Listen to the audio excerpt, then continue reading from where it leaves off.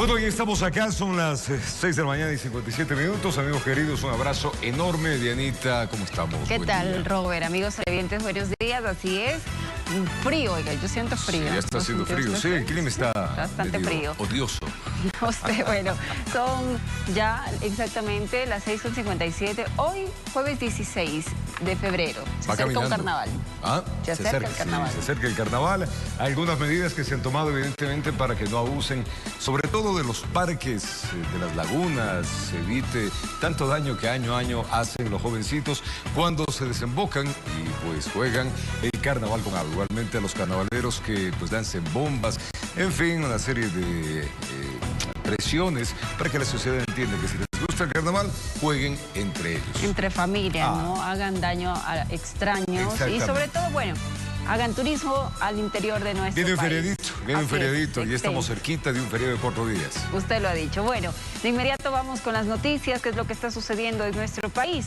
La Fiscalía General del Estado de oficio podría iniciar una indagación previa en contra del medio digital que denunció supuestas irregularidades en el gobierno nacional. Dice que habría utilizado información de carácter reservado, algo que la ley prohíbe hacerlo público. Color de hormiga, se le podría poner la situación al medio digital que hizo público supuestas irregularidades en el actual mandato relacionadas a tráfico de influencias. La razón una sola, se basa en información con el carácter reservado, algo que la ley ecuatoriana prohíbe difundirlo. El artículo 584 del Código Orgánico Integral Penal habla sobre la reserva de la investigación previa y a su vez el mismo COI tipifica la divulgación de esta información como delito. ¿Y cuál sería la sanción? Tenemos varios numerales dentro del artículo 180, ¿sí? Quien difunda información reservada dentro de una investigación previa tiene una pena privativa de libertad de 1 a 3 años. La penalista Belén Dueñas advierte que el medio digital podría respaldarse a una sentencia de la Corte Constitucional, que el acceso a la información pública rige para todos y más aún para las partes. Antes no se podía obtener copias, por ejemplo, de un expediente que se encontraba en estado preprocesal de investigación previa. Ahora las partes tienen, de acuerdo a esta sentencia de la Corte, acceso a esa información. Pueden hacer uso exclusivo solamente para las partes, para ellas, el uso de la información de cada investigación previa, sea denunciante, sea sospechoso, pero en este caso fue un tercero quien divulgó la información. Arturo Torres del portal Código Vidrio también tiene observaciones. Hay procedimientos que periodísticamente tienen que seguirse, o sea, en este caso creo que ese es uno de los cuestionamientos que se han hecho y que el gobierno también se ha apresurado a decir, en el sentido de que ya fue descartada este caso por la misma Fiscalía, que no encontró elementos suficientes para continuar al siguiente paso, que es la apertura de la instrucción fiscal. No pretende ser juez al juzgar el trabajo de otros, pero da sugerencias. Cuando uno recibe una información, una filtración de un informe, ¿no es cierto? Lo primero que tiene que hacer es corroborar cuáles son los intereses de la fuente que me está filtrando la información. ¿Cómo están las cosas? La Fiscalía podría ser la primera en actuar. Es conocido que la información fue divulgada. De oficio podría iniciar una investigación previa. A ver qué pasa en los próximos días, informó Héctor Romero. Contarles que la Comisión Ocasional que investiga el caso denominado Gran Padrino aprobó esta tarde del miércoles extender el cronograma de comparecencia de esta manera, pues se conoce que nuevas autoridades y también funcionarios públicos tendrán que dar testimonios en los próximos días. Entre ellos están convocadas la ex comandante de policía Tanya Varela, la ex ministra de Agricultura Tan Libera, el ex ministro de Agricultura Bernardo Manzano, así como también los señores agentes de policía que estuvieron dentro de la investigación que elaboraron ese informe donde se podría evidenciar que existía la mafia del narcotráfico, lavado de activos, entre otros, y que misteriosamente fue archivada, entre ellas el teniente coronel Erazo, el ex general de policía Mauro Vargas, así como también la señora Guadalupe Vázquez, que fue exgerenta nacional del Banco de Fomento, entre otros comparecientes, así como también el ex secretario de la Administración Pública, Iván Correa, el señor ex ministro de Gobierno, Francisco Jiménez, así como hemos vuelto a requerir la comparecencia del señor Diego Ordóñez, secretario de la Seguridad Pública y del Estado, y la de la señora Fiscal General de la Nación. Wilman Terán, presidente electo del Consejo de la Judicatura, a pesar que todavía no ha sido posesionado por la Asamblea Nacional, inició su actividad firmando un pacto ético conjuntamente con los miembros del Consejo de Participación Ciudadana y Control Social. Wilman Terán, en medio de aplausos y abrazos, fue recibido por el Pleno del Consejo de Participación Ciudadana y Control Social, hasta donde llegó para firmar un pacto ético. Tengan la plena seguridad, no habrá defraudación, sino que al contrario, no se denotará, se connotará. Estamos aquí presentes para trascender y demostrar que los buenos somos más. Que este trabajo de eficacia, eficiencia, sirva para que el resto de funcionarios que integrarán este organismo de control se apeguen a la gente, al pueblo, a la mayoría. Que no se olviden de las instalaciones judiciales y sobre todo a nuestros colegas abogados en el libre ejercicio de la profesión, que realmente viven un calvario diario buscando que se les dé justicia a sus clientes. Es el preámbulo. Ahora que Terán se ha posesionado este jueves en Asamblea Nacional como presidente del Consejo de la Judicatura. Pero no es un reto, es una misión. La misión constituye y radica en estabilizar el país a través del tercer poder del Estado, que es la función judicial. Y esto pacifica, pues, cuando se aplica un buen derecho y de manera adecuada, yace la tranquilidad pública. Y esta tranquilidad pública es lo que necesita el Estado ecuatoriano hace días atrás. Terán es el resultado de una terna enviada por la Corte Nacional de Justicia, así poniendo fin a un impasse que arrastraba la judicatura. Un nuevo reto muy importante para la función judicial. Creo que sería relevante hablar una vez que se concretice, no estar con expectativa. La posesión todavía ha faltado. No hay que ser prematuros. Mal día de mañana, luego de la posesión, con 1000 agrados estaré con cada uno de ustedes. Sin duda hay una estructuración ya del Consejo de Judicatura, conjuntamente con el presidente titular, hablaremos mañana. Como dando a entender que se trata de nuevos vientos, estuvo acompañado por Iván Saquicela, titular de la Corte Nacional de Justicia. Informó Héctor Romero. Y el Consejo Nacional Electoral amplió el plazo para el conteo de votos en las juntas provinciales del Guayas y la Junta Especial del Exterior. Tendrán 15 días más para finalizar el escrutinio, y en otra resolución se aprobó el informe respecto con la verificación de firmas de respaldo para la consulta popular sobre la minería metálica de la mancomunidad del Chocó Andino.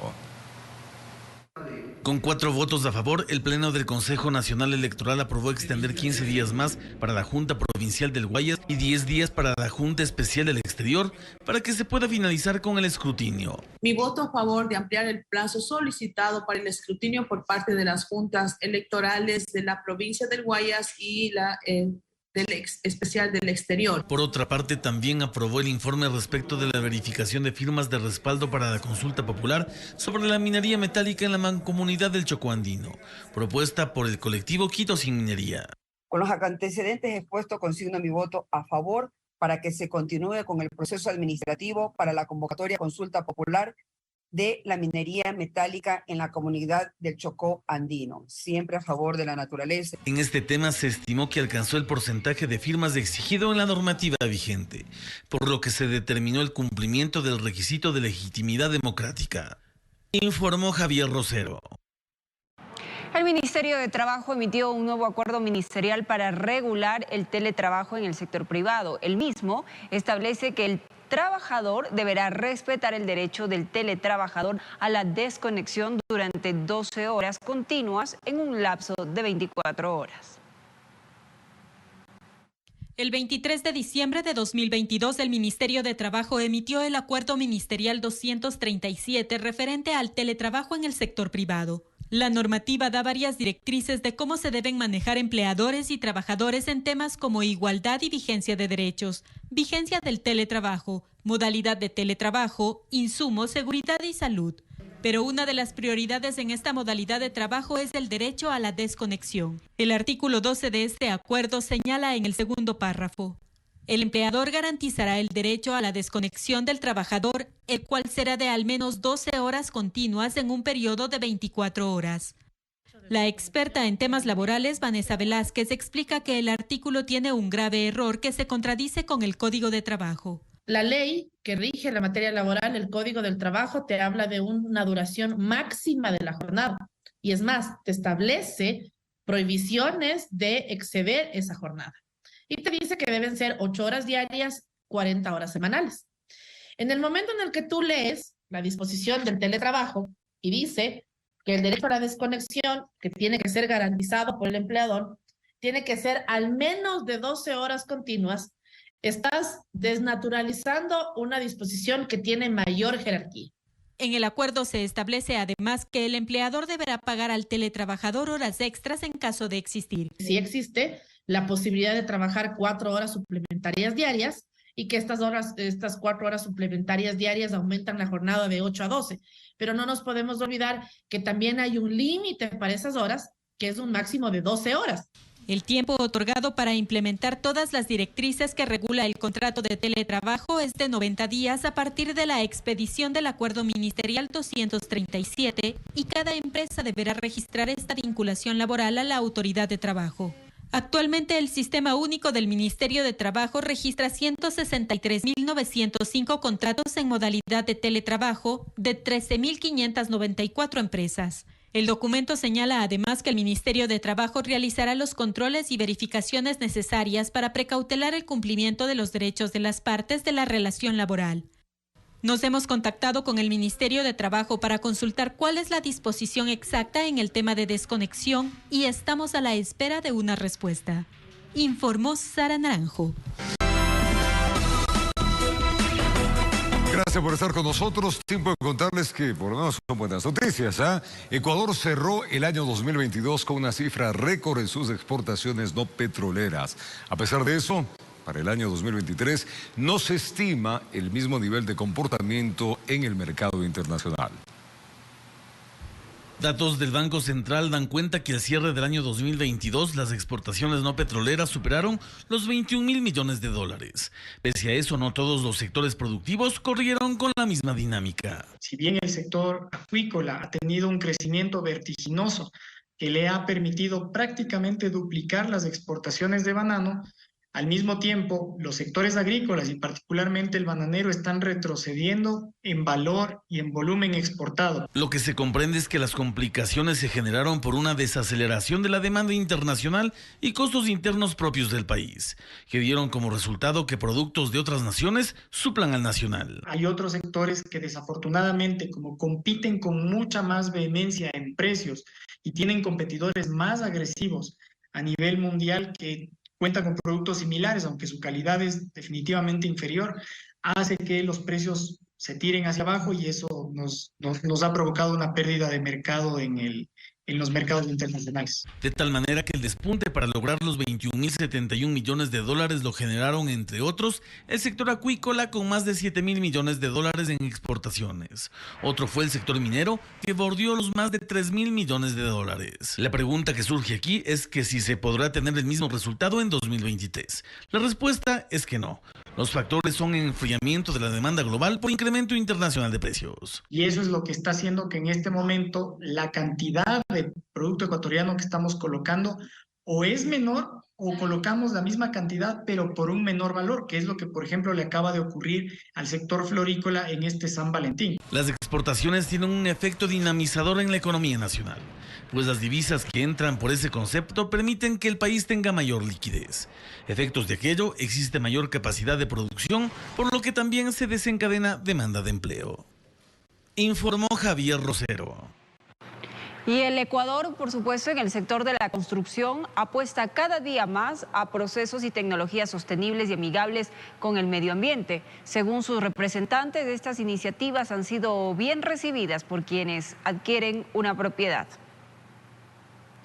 Estructuras metálicas, paredes aislantes del ruido, paneles solares y vidrios con control térmico son algunas de las características que cumplen las nuevas construcciones sostenibles en el país. Lo que estamos haciendo es incorporar lo que es tecnología, lo que es buenos procesos para buen uso de insumos como es agua, energía, para buen manejo de los desechos, en lo posible para entrar en temas de economía circular y de esta forma impactar de forma diferente a la sociedad. Representantes del sector inmobiliario explican que ahora los procesos de elaboración de materiales de construcción son amigables con el medio ambiente. Hay porcelanatos que ayudan a que se autolimpien permanentemente, a que con el sol se limpien y que no entreguen el calor que otros productos del mismo tipo, siendo porcelanatos, emiten hacia el medio ambiente. En la actualidad, los edificios incorporan un sistema de recolección de agua lluvia que se reutiliza, por ejemplo, en las áreas verdes de la misma edificación. El 60% de las aguas lluvias, estas las va a potabilizar, suben al consumo humano, baja, se la trata, sube a jardineras, baja y finalmente va a la ciudad. ¿Se imagina que los desechos producidos en su hogar pueden convertirse en composta gracias a sistemas integrados en el edificio donde habita?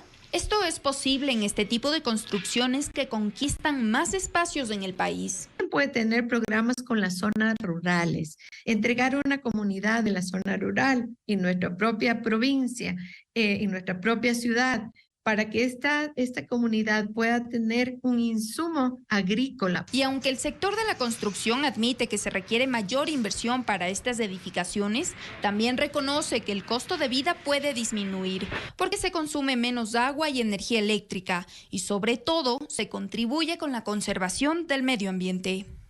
Informó Andrea Navarrete. Y el Ministerio de Salud Pública entregó la certificación de promotor a la salud del municipio de Quito, un reconocimiento que la cartera de Estado otorga a los GATS municipales por el trabajo desarrollado en torno a presenciar o potenciar el servicio del agua potable, saneamiento, fauna urbana y temas ambientales. La iniciativa, explican desde la cartera de salud, busca la apropiación de los gobiernos municipales en el cambio de modelo de gestión de varias áreas para mejorar la salud de la ciudadanía, impulsar el cambio en el transporte masivo de buses convencionales a eléctricos, garantizar espacios públicos seguros y sanos, ampliar la cobertura de agua potable a la mayor cantidad de población o implementar prácticas ambientales son algunos de los parámetros que el Ministerio de Salud pondera para impulsar los municipios saludables. La planificación urbana que contemple en el futuro estos elementos que sean beneficiosos para la salud, la prevención del suicidio, el control del fenómeno socioeconómico de las drogas, las adicciones, son intervenciones que todas estas en conjunto muestran el rol que los GATS municipales pueden tener. Actualmente 42 municipios han recibido la certificación como garantes de la salud, promotores de la salud, municipios saludables, y se ha firmado convenios para alcanzar dichas certificaciones con 196 GATS de los 221 existentes en el país. Tenemos 16 GATS con la certificación de municipio promotor de la salud. Tenemos 3 GATS certificados como municipios saludables y tenemos 23 GATS certificados como municipios garantes de la salud. Quito recibió la certificación de municipio promotor de la salud por los programas y proyectos que el Cabildo tiene en la urbe, en temas ambientales, de fauna urbana, servicios básicos en parroquias y el cumplimiento de necesidades de los barrios. Es decir, no es un trabajo de una sola entidad, sino es un eje transversal en el que participan 28 entidades municipales. De esta manera, enfatizaron las autoridades, se garantizan las acciones efectuadas para alcanzar dichas certificaciones, no solo sean de una administración, sino se conviertan en políticas públicas que permanezcan en el tiempo. No es una política de una administración, es como cuando tenemos políticas estatales, es intrascendente quién esté al frente de la administración, son políticas que se deben cumplir. Con esta certificación, los municipios serán evaluados cada 2 años para verificar el cumplimiento de los parámetros y la implementación de proyectos que mejoren la salud de la ciudadanía, informó Mauricio Sánchez. Y en abril podría operar el sistema de recaudo del Metro de Quito, pero integrar las tarifas y el pago con el transporte municipal se demoraría más tiempo. Al parecer, aún no existe una ordenanza para conocer cómo debería efectuarse este trámite. El gerente del Metro de Quito este martes en la sesión del Consejo Municipal anunció que la empresa estaría lista para iniciar el proceso de cobro de los pasajes. Un datáfono para si es que se quiere hacer cobro con una tarjeta, un punto de servicio para emisión del boleto con impresión térmica y lo que se permite es hacer la recarga en el sistema. Tras su exposición, la sesión no pudo continuar por falta de quórum. Pese a ello, existen cuestionamientos de varios concejales. Uno de ellos que no se haya precisado desde cuándo iniciará el cobro. La siguiente semana, en 2 semanas, ni siquiera tenemos fechas de lo que nos están informando. Exfuncionarios del metro sostienen que podría ser en abril, pero les parece innecesario que el usuario deba crear una cuenta para registrar su tarjeta en el caso de que los pagos sean electrónicos. Se está cometiendo ahí un error diciéndole a la gente: crea tu cuenta para registrar tu tarjeta de débito. Es decir, se está creando un paso intermedio que no es el modelo de pagos abiertos, sino que se está ahí adaptando para buscar cumplir la norma técnica. Eso lo que va a generar es que tecnológicamente sea más caro el sistema de recaudo del metro que el resto de sistemas de la ciudad. Experiencias en Latinoamérica muestran cómo a través de convenios con entidades bancarias los precios podrían ser más convenientes, tomando en cuenta que la transacción electrónica para los usuarios no tendría un costo adicional, solo pagarían los 45 centavos. Entonces, las franquicias internacionales, como son marcas fuertes, llegan a un acuerdo con el operador de transporte y ellos pagan los sistemas de recaudo. Tiene más presencia de marca, así funciona ahora. Además, la integración con el transporte municipal aún no estaría normada. El trole hoy en día paga a los alimentadores. ¿Qué pasa si una persona coge el bus, el alimentador de los 35 centavos y luego paga 25 centavos más para entrar al metro? ¿Quién le paga el bus alimentador?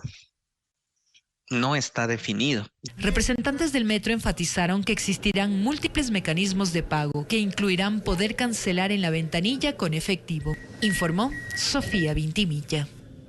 Y como parte de la conmemoración del Día Internacional del Cáncer Infantil, varios guerreros de 12 provincias de nuestro Ecuador desfilaron como símbolo de su lucha y perseverancia ante esta enfermedad. Hicieron además un llamado a las autoridades para que garanticemos sus tratamientos y la entrega permanente de los medicamentos. Entre sonrisas, besos y miradas de ilusión, 16 niños de 12 provincias del país participaron en una pasarela de sueños, en conmemoración al Día Internacional del Cáncer Infantil. Con sus trajes de gala y luego con los uniformes de las profesiones a las que aspiran desempeñar, los guerreros iluminaron el escenario. ¿Y cómo llegamos a eso, a que ellos cumplan sus sueños? Cuando hay medicinas a tiempo, cuando hay tratamientos oportunos, cuando hay empatía. Por eso es una mirada integral al cáncer, como si fueran nuestros hijos. O sea, por Dios, señor presidente, amplíe el presupuesto para atender a los niños y a las personas con cáncer y enfermedades catastróficas y raras. En el Ecuador, 1.190 niños han sido diagnosticados con cáncer cada año. De estos, el 55% tiene leucemia, pero la falta de medicamentos o intermitencia en sus tratamientos ha constituido que solo un poco más de la mitad logre curarse. Normalmente en el mundo, el 80% de los niños se curan del cáncer, especialmente de la leucemia, el 80%. En nuestro país estamos alrededor del 50-55%. Eso es triste. ¿Por qué? Porque simple y llanamente solo tenemos 4 centros de atención oncopediátrica. Ana es madre de un guerrero que ya superó el cáncer. Ella explica cómo se le hizo complicado superar esta etapa junto a su niño y la impotencia que le genera al ver cómo los infantes iguales a su hijo pierden la batalla por la falta de medicamentos. Es que yo me pongo en lugar de las mamás. Es una impotencia, algo bien doloroso es. Gabriel Sandoval, abogado de la Fundación Jóvenes contra el Cáncer, señala que pese a que las leyes y constitución les respalda a los pacientes con cáncer para garantizar la continuidad de sus tratamientos, en la práctica no se cumple. Nosotros somos personas que de una atención prioritaria y no ha habido eso. Tampoco hay en el sistema de salud o en el sistema también laboral tenemos muchas discriminaciones. Hacen un llamado a las autoridades gubernamentales para que prioricen la salud de estos guerreros y así hacer que los sueños y metas de convertirse en bomberos, enfermeras, policías o futbolistas no solo queden en sus anhelos de infancia. Informó Mauricio Sánchez. Así es, guerreros de vida. Esperamos que las autoridades hagan, por supuesto, su trabajo, lo que ellos necesitan: medicamentos, medicina oportuna, la salud sobre todas las cosas. Cerca del 60% de la red vial a escala nacional se encuentra en buenas condiciones. En este feriado, en Carnaval, pues las autoridades esperan que se movilicen alrededor de 1,5 millones de personas, principalmente a la Sierra Centro y a las playas del país. El operativo de control por el carnaval iniciará el viernes 17 y concluirá el miércoles 22 de febrero. Las autoridades se comprometieron a movilizar al personal de vigilancia y operar todas las cámaras y megáfonos del país. No existen medidas restrictivas de aforos ni de eventos.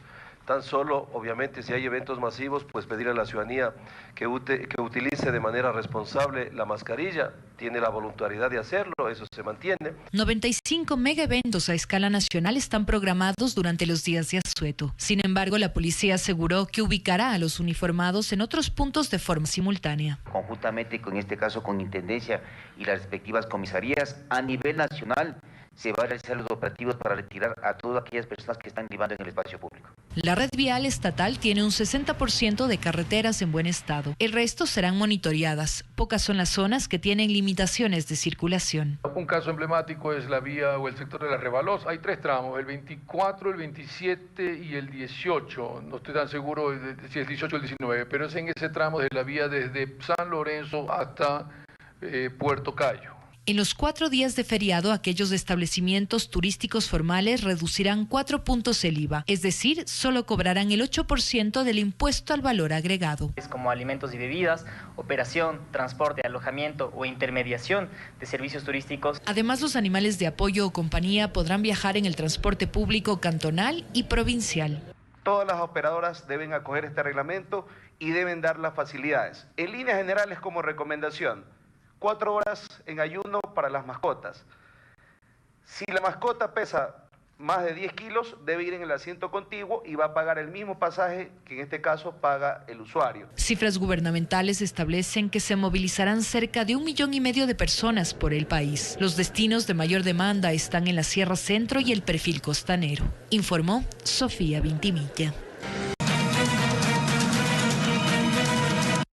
Esto sucedió en Panamá y la Cancillería informó que 7 ecuatorianos resultaron heridos producto de un fatal accidente de tránsito en Ciudad de Panamá, en el trayecto, donde murieron unas 39 personas que cruzaron la selva de Darién. Los migrantes pues pretendían llegar hacia los Estados Unidos. El objetivo era llegar a los Estados Unidos, pero en el trayecto los sorprendió la muerte. Así quedó el bus, completamente destrozado, reducido a chatarra. Es el que llevaba a unos 66 migrantes. Ocurrió en la provincia de Chiriquí, en Panamá. El pesado vehículo cayó a una pendiente para luego dar sobre otra carretera. Pretendía transportarlos hasta un punto fronterizo con Costa Rica para que puedan cruzar. Que estaba transportando a migrantes que habían cruzado la selva del Darién por Colombia. Aparentemente el chofer que hacía la ruta hacia la frontera no conocía el camino y se desvió, y luego al dar una curva y regresar al camino principal, aparentemente perdió los frenos y esto provocó de que tenga un choque en la calzada, se peguen con una piedra y luego el volcamiento con las personas en su interior. La cifra de víctimas mortales asciende a 39, según recogen medios internacionales. La Embajada de Ecuador en Panamá informó a través de su cuenta de Twitter que están en contacto directo con las autoridades migratorias para conocer sobre el estado de salud de 22 compatriotas que se encontraban en ese autobús. Se sabe que 7 resultaron heridos, del resto se investiga. No sabemos cuántos han fallecido o cuántos están graves. Desde la madrugada, voluntarios de la Cruz Roja panameña brindaron atención de primeros auxilios a los heridos. Realizaron traslados en las unidades de socorro hacia los hospitales de la ciudad de David. Esta sería una de las mayores tragedias migratorias en ese país, que sirve de puente para que migrantes lleguen a Norteamérica. Informó Marilyn Jaramillo. Bueno, y sobre este caso, el Ministerio de Relaciones Exteriores activó un centro de atención telefónica para brindar información y asistencia a quienes buscan a sus seres queridos y familiares. El número al que deben llamar, 023-933-520, o la línea directa del WhatsApp, el 099-505-5256. Vamos a otros temas. El Consejo de la Judicatura dio a conocer los motivos por el cual alias Junior salió de prisión. Además, cuestionó al SNAI por no apelar las resoluciones. Mediante cadena nacional, el primer mandatario señaló responsabilidades en la liberación de alias Junior. La justicia y la fiscalía han permitido que Junior salga libre. Es lamentable, ecuatorianos. Un día después, la presidenta de la Corte Provincial de Justicia y también directora encargada del Consejo de la Judicatura, Fabiola Gallardo, respondió al Ejecutivo. Señaló que el 15 de diciembre, cuando el juez Jorge Aldaz le concedió la prelibertad a quien es considerado como uno de los cabecillas, el SNAI, que es la entidad encargada del manejo de las cárceles, no interpuso algún recurso de apelación a la decisión del magistrado. Y tampoco presentó en forma oportuna pedido de revisión o revocatoria de este beneficio penitenciario cuando fue detenido posteriormente por el delito de tráfico ilícito de armas. El SNAI lo que tiene que hacer es dar cumplimiento a una decisión judicial, no tiene otra. El de ayer, por ejemplo, fue un recurso de protección que es de cumplimiento inmediato. Si usted demoraba un tiempo, el director de la cárcel estaba sujeto a inclusive ser cesado en sus funciones e ir detenido. Pero no solo aquello, sino que esa prelibertad fue concedida en base a un informe emitido por el mismo SNAI, que contenía anexado 299 documentos a favor de Junior Roldán. Aquel 15 de diciembre, Junior salió en libertad y mientras era trasladado hasta su domicilio, fue capturado nuevamente, junto a 37 personas más, acusado de tráfico ilícito de armas de fuego. En este segundo caso, el fiscal Julio Sánchez emitió su dictamen abstentivo en favor de Junior.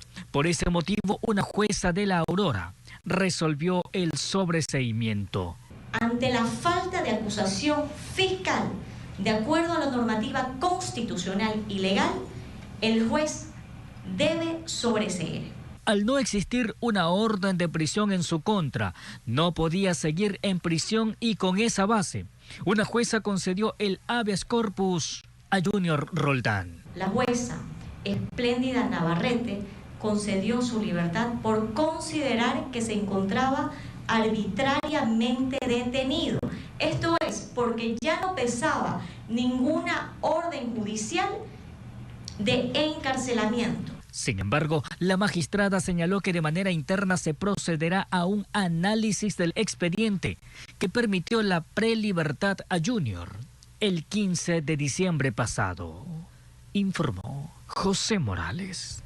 Informes policiales dan cuenta de que la mafia albanesa, una de las organizaciones criminales más grandes de Europa, ha establecido operaciones en Ecuador y desde varias provincias coordinan distribución de droga hacia el viejo continente. Escuche bien, en la siguiente nota vamos a contarle cómo y dónde opera esta estructura criminal.